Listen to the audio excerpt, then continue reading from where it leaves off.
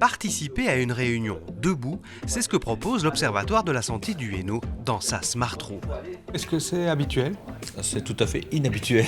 Tout à fait inhabituel. Généralement, que ce soit pour des réunions, on passe minimum 2 à 3 heures assis et on n'a pas le réflexe, effectivement, parce qu'on est concentré sur ce qu'on fait, on n'a pas le réflexe de se lever.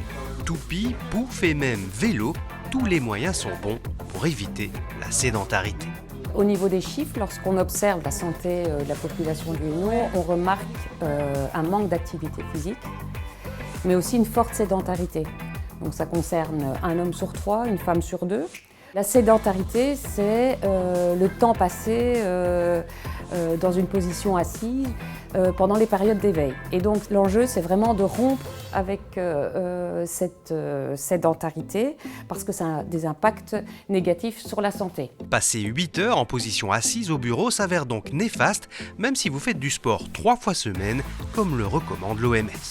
On connaît l'énorme problème de la posture au travail pour les employés de bureau, les dorsalgies, les lombalgies, les cervicalgies, et j'en passe. Il y a aussi des problèmes vasculaires du membre inférieur par exemple, et on peut ajouter évidemment aussi la fonction cardiaque qui, stimulée uniquement 3 fois 45 minutes par semaine, reste largement insuffisant.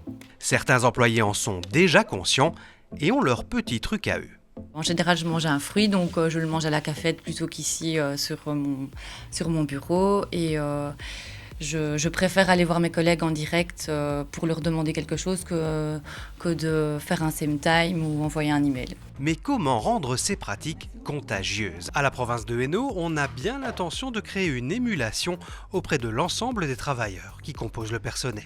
Le fait d'inciter à se déplacer, à peut-être garer sa voiture un peu plus loin, à se déplacer vers des imprimantes qui sont plutôt collectives plutôt qu'individuelles, tout ça seront effectivement des éléments qui vont faciliter et stimuler les déplacements auprès du personnel. Il y a toute une série de choses qui vont être réalisées jusque décembre, tous les mois, des vidéos avec des astuces, des choses qui peuvent être faites sur le lieu de travail mais très simples. L'objectif, c'est que l'enjeu, ça devienne automatique, ça devienne habituel, assez naturel de bouger au travail. Le conseil du jour, et si vous décidiez dès à présent d'abandonner l'ascenseur ? Chaque mardi, dès le début du mois d'octobre, Grégory Cuvelier du laboratoire de l'effort et du mouvement de la Haute École Condorcet nous dispensera ses bons conseils pour les décliner sur notre lieu de travail.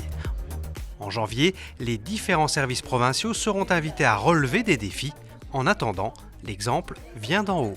Allez, regardez-moi, aujourd'hui, j'ai décidé d'adopter les baskets pour me déplacer auprès de mes collaborateurs et de faire le tour des bureaux. Alors, on bouge ?